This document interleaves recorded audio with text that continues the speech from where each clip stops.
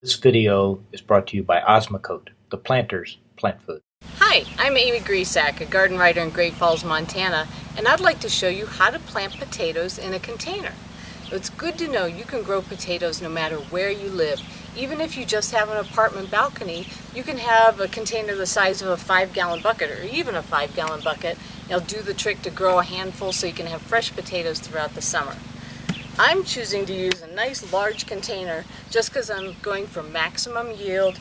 Plus I like the way they look and I like the way potatoes look, so I'm going to keep them on the patio. Now this one, I planted potatoes a few weeks ago, and you can see they're just coming up now. So the trick is as they grow up, you just keep adding soil. So these are only, gosh, a half an inch up above the soil right now. I'll wait till they're 4 or 5 inches higher, and then I'll add 2 inches of soil. And I'll keep doing that until we reach the top, and then we're going to call it good. But to plant my potatoes today, the first thing you do is get an adequate container. As with any container garden that you're going to have, you want to have drainage in the bottom. So these have some good holes, not a problem. And then I'm going to take a couple of inches, 2-3 inches of it's a mix of compost and garden soil. Doesn't have to be anything fancy. And just put a couple of inches, 2-3 inches in the bottom, because potatoes aren't growing down, they're growing up. So that's one thing to think of.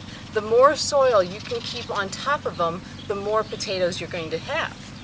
Now I have my seed potatoes here, and coming from Montana, pretty hardcore on buying certified seed potatoes. There's a lot of diseases, late blight, that can really wipe out potato crops in your garden, in your neighbor's garden, throughout the state. So that's why I always like to find certified potatoes that have been tested for these diseases.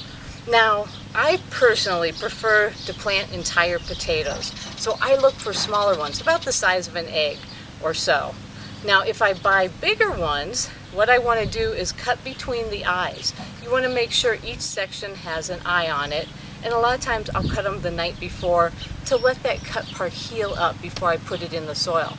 So to plant the potatoes, all I do is just set them inside and want the eyes up. It's not absolutely detrimental if you don't, because they'll find their way up, but it's just one less step.